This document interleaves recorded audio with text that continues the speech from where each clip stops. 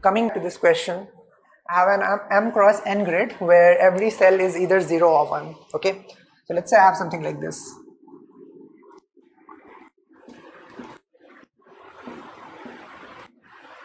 So let's say this is 0 0 1 0 0 1 0 0 0 1 0 0 0.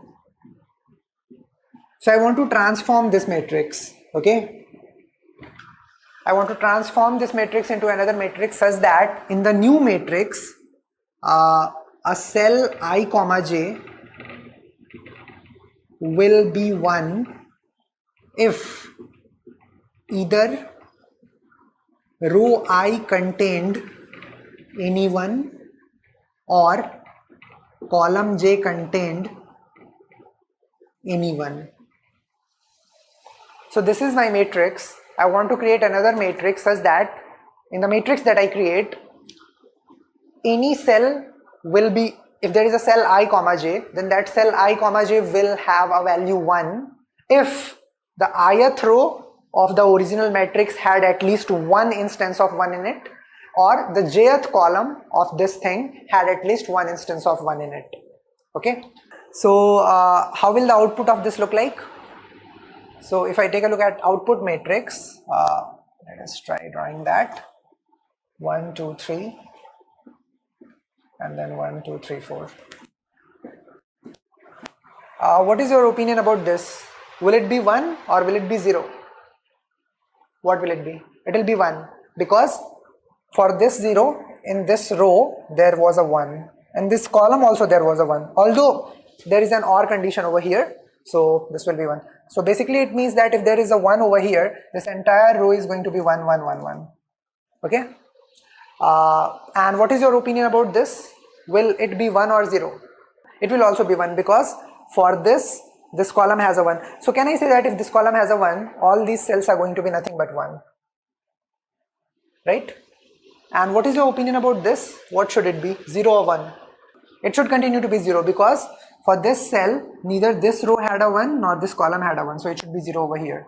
Okay, now here there was a 1, so this entire thing should become 1, so let me make them 1. Okay, similarly I had a 1 over here, so this entire thing should be 1, so let me make it 1. Now if you take any other cell, let's say you take this, so it had all zeros, so it will be 0. If you take this, yeah, so there was a 1 over here, so this entire thing should again be 1. And now if you take a look over this, so neither this column nor this row had any 1, so this will be 0. And the same is the situation for this also. So this is the target that I want to obtain from this input. Okay, how many of you have some approach for solving this question? Yeah, so let me first tell you the brute force approach. So it's good to start with brute force approach. So in brute force approach, what you will do is you will traverse over all the cells of this input matrix, and for any cell, let's say you are at this cell, now to decide whether or not this should be converted to 1, you should do one important thing. What should you do? You should just traverse this and this to check whether or not there is a 1 present over here, and in that way you can solve your problem. But tell me one thing, is there a problem with this approach? So first, did you get my approach? I am simply traversing over this matrix. See, I am not using a separate matrix for solving my problem. Okay, what I am doing is I am modifying the same input matrix. So I am traversing it in level order fashion, and whenever I am at a cell, I am just checking whether this row or this column contains a 1 in it or not. If it contains a 1 in it, then I will convert this thing to 1. Is this a right approach if I am tampering the original matrix? Because this can be wrong, this can be lethal. Why? Because let's say you reached here, and then while traversing this row or this column, you happen to see that, hey, there is a 1 here and there is a 1 here, and because of that you might put 1 over here. But that is not right. Why that is not right? Because this 1 was not originally present over here. This 1 came because of this thing. So if you are tampering the original matrix itself, in that case it can lead to issues.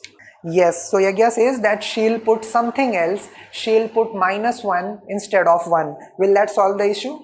Yes, that will solve the issue. So the new ones that she is that she is going to put, she is not going to put exactly it as 1, she is going to put it as -1. Yeah, so there'll be -1s over here, there'll be -1, and now once you are here, you would see that there is no 1 here and there was no 1 here. So this is the way in which you will be able to solve the problem. So that you are doing with this matrix itself. Okay, so what will be the time complexity of this approach? Let's say I'm running it. What will be my time complexity?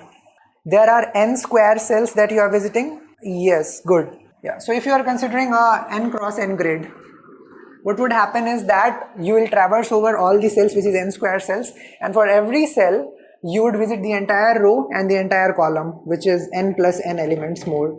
So this would be like 2n cubed. So this is order n cube solution. Okay, so can I improve this thing? So one of you gave this approach, and that is a very elegant approach to solve this problem. And that approach is, what I can do is that I just need to store that which rows, let's say these are my rows and these are my columns.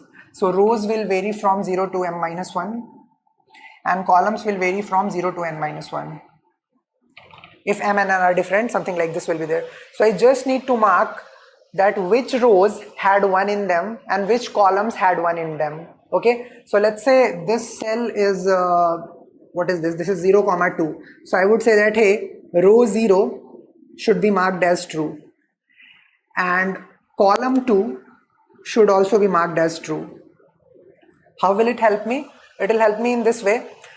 After populating the row and column, so this row and columns are just, row is a array of size m and column is another array of size n. Okay, so once I have populated it after traversing this matrix, so if I saw that there was a 1 over here, then I did a row of I equals to true and row of j equals to true. So after I have done that, then I can again start my traversal, and now once I am at a cell and let's say the coordinates of that cell is p comma q, I just need to check whether row of p was true or column of q was true.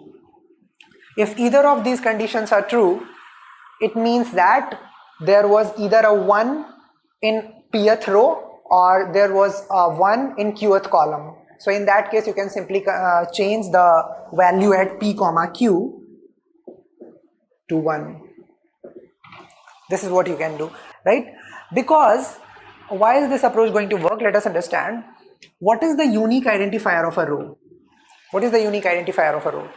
The unique identifier of the row is the row number. And what is the unique identifier of the column? It is column number.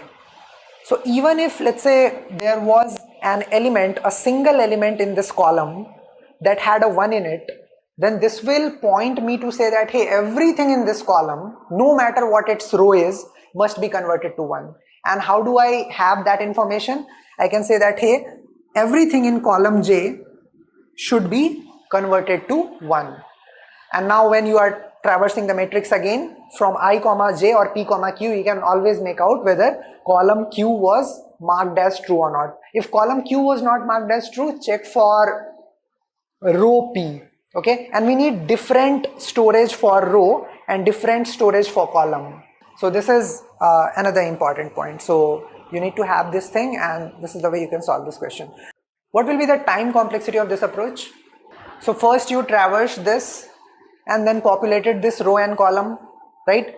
Okay, I want to ask you one question.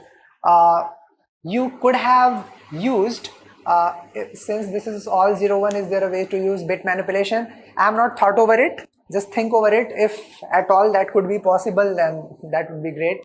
My question was that what is the time complexity here? Again, can somebody speak of the time complexity? So first you traverse over all the cells and you populate this row and column arrays, right? How much time will that take? M into n, right? And after this m into n time, then once again you traverse over all the cells and then you check whether row of p is equal to true or column of q is equal to true. If either of them is true, either of these conditions are true, then you convert array of PQ into 1. So this is the way in which you can easily solve this question. And what is the extra space? Because of these two arrays, it is order of m plus n, right? One question over here, instead of using an array, I could also have used a map, yes or no?